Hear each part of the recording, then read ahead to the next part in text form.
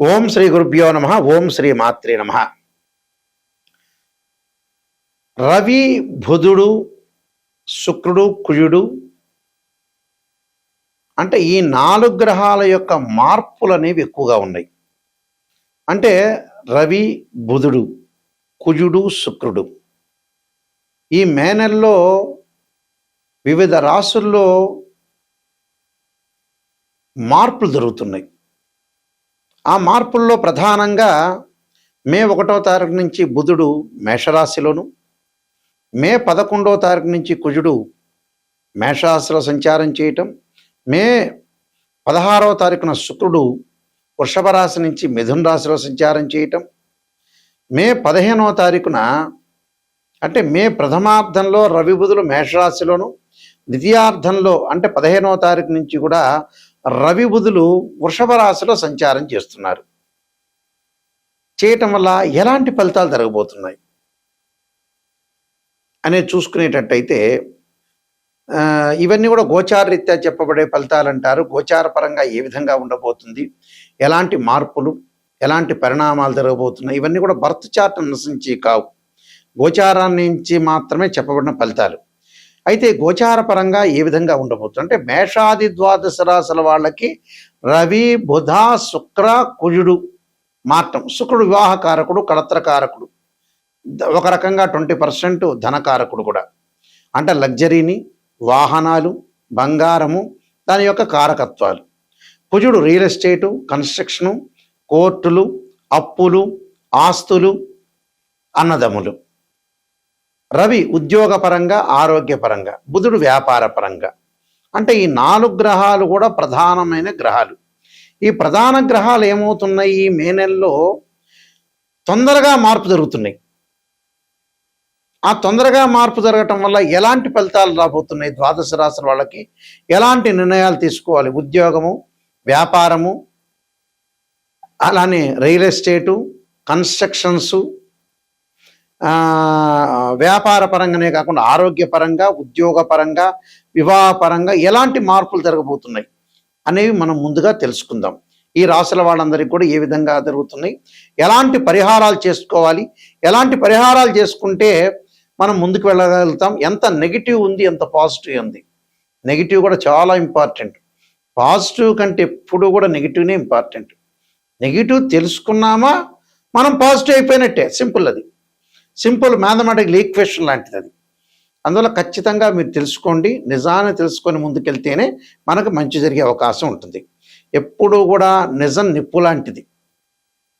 అబద్ధం ఆడామనుకో మనం మోసం చేసుకున్నట్టే. సింపుల్ అది. ఎదుటివాడికి ఏమీ కాదు, మనం మోసం చేసుకున్నట్టు అర్థం.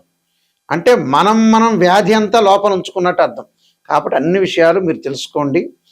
ఇప్పుడు ఈ రాశుల వాళ్ళందరూ కూడా ఏ విధంగా ఫలితాలు జరుగుతాయో తెలుసుకుందాం. వృశ్చిక రాశి వారికి రవి, బుధ, కుజుడు, శుక్రుడు 4 గ్రహాల వల్ల కొంత మిశ్రమైన ఫలితాలు జరుగుతాయి. అంటే జాగ్రత్తగా ఆలోచన చేసి ప్రతి నిర్ణయాన్ని తీసుకోవాలి. ఎట్టి పరిస్థితుల్లో కూడా ఎవరిని నమ్మొద్దు, నమ్మినట్టు మాత్రమే నటించాలి. డబ్బులు ట్రాన్సాక్షన్ చేయకూడదు, డబ్బులు ఎవరికి ఇవ్వకూడదు. ఈ మధ్యకాలంలో ఏంటంటే మంచి విషయాలకు డబ్బులు ఇవ్వరు, చెడ్డ విషయాలకు బాగా డబ్బులు ఖర్చు పెట్టుకుంటున్నారు. అలాంటి విషయాలు కొంత జాగ్రత్త ఉండాలి. ఏమాత్రం అజాగ్రత్తగా ఉన్నా కూడా మోసపోయే అవకాశాలు ఎక్కువగా ఉంటాయి. మీరు తీసుకునే నిర్ణయాల వల్ల కొన్ని సమస్యలు వచ్చే అవకాశం ఉంటుంది.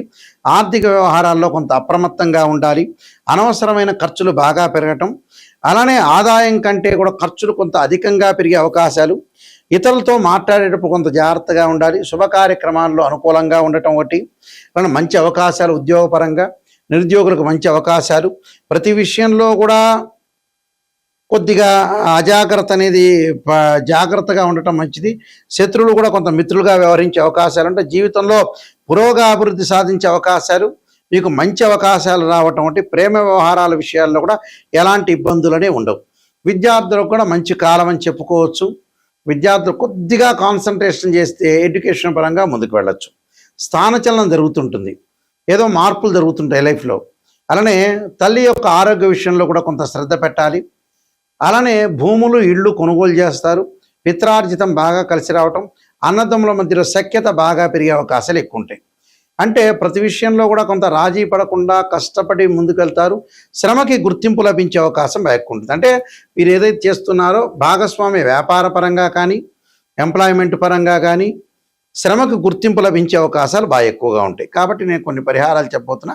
ఆ పరిహారాలు మీరు పాటించండి, మీకు మంచి జరిగే అవకాశాలు ఖచ్చితంగా ఉంటాయి. వీళ్ళందరూ కూడా కొన్ని పరిహారాలు పాటించాలి. ఆ పరిహారాల్లో ప్రధానంగా పాటించే నిర్ణయాలు విషయంలో కానీ ఈ నెలలో ఏదైతే గ్రహగమన గతులు మారిపోతున్నాయో ఆ గ్రహగమన గతుల్లో వీళ్ళందరూ కూడా అమ్మవారి యొక్క ఆరాధన చేయాలి. అంటే మహాకాళి, మహాలక్ష్మి, మహాసరస్వతి యొక్క ఆరాధన చేయాలి. అలానే ఈ రాసుల వాళ్ళందరూ కూడా యక్షాయ, కుబేరాయ, వైశ్రవణాయ, ధనధాన్యాధిపతే ధనం ధాన్యం సమృద్ధిమే దేహిమే దాపై స్వాహ అనే మంత్రాన్ని గురువారం రోజున, శుక్రవారం రోజున ప్రాతకాలంలో 21 సార్లు, ప్రాతకాలం కుదరలేదంటే మీరు ఆఫీసు నుంచి వచ్చిన తర్వాత ప్రదోషకాల సమయంలో గురువారం కానీ శుక్రవారం రోజున కానీ ఈ మంత్రాన్ని చదవటం ఇంపార్టెంటు. అంటే ఇది కుబేర మంత్రం అంటారు. ఈ కుబేర మంత్రాన్ని చదవాలి. ఆ కుబేర మంత్రంతో పాటు 21 సార్లతో పాటు దేవానాంచ ఋషీనాంచ గురుకాంచన సన్నిభం బుద్ధిమతం త్రిలోకేశం తం నమామిం బృహస్పతిం అనే మంత్రాన్ని కూడా చదువుకోవాలి. అలానే సూర్యుడి యొక్క ఆరాధన చెయ్యాలి. అంటే సూర్యుడి యొక్క ఆరాధన చేయటం అంటే ఏమిటి? ఉద్యోగపరంగా ఇబ్బందులు కలగకుండా ఉండటానికి ఆదిత్యాయుధే సహస్రకిరణాయ ధీమే తన్నో సూర్య ప్రచోదయాత్ అనే మంత్రాన్ని చదువుకోవాలి. గోధుమలు దానం చేయటం చాలా మంచిది. సూర్య భగవానుడి యొక్క ప్రదక్షిణాలు చేయాలి. ఆదివారం చక్కగా సూర్య యొక్క ప్రదక్షిణాల్ని 54 సార్లు నవగ్రహాల యొక్క ప్రదక్షిణ చేయటం. ఆదిత్యాయ, సోమాయ, మంగళాయ చ బుధాయ చ గురు శుక్ర శని భెచ్చ రాహవే కేతువే అనే మంత్రం చక్కగా చదువుకోవాలి. అలానే ఆస్తులు, కోర్టు సమస్యలు ఉన్న వ్యక్తులు ఎవరైతే ఉంటారో వీళ్ళు తప్పగా పాటించాల్సింది ఏమిటి అని అంటే కందులు దానము, ఎర్రని వస్త్రం దానంతో పాటు చక్కగా కుజుడి యొక్క ఆరాధన చేయాలి. ఎలా ఆరాధన చేయాలి? దానిమ్మ రసం ఏదైతే ఉంటుందో ఎర్రగా ఉండే రసాన్ని తీసుకుని కుజుడి మీద అభిషేకం చేయాలి.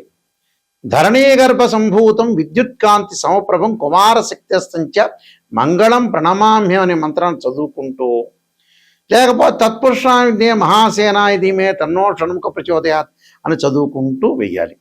విద్యార్థులు తప్పకుండా దక్షిణామూర్తి స్తోత్రాన్ని, సరస్వతీదేవి యొక్క ఆరాధన చేయటం చాలా మంచిది. అలానే విష్ణు సహస్రనామ పారాయణం చేయటం ఒకటి. ఓం నమో నారాయణాయనం అనే అష్టాక్షరి మంత్రం చదువుకోవటం మంచిది. ఆరోగ్యపరంగా ఇబ్బందులు కలుగుతున్న వ్యక్తులు శరీరే జర్జరీభూతే వ్యాధిగ్రస్తే కలేబెరే ఔషధం జాహ్నవీతోయం వైద్యో నారాయణ హరి అనే మంత్రాన్ని చక్కగా చదువుకోవాలి.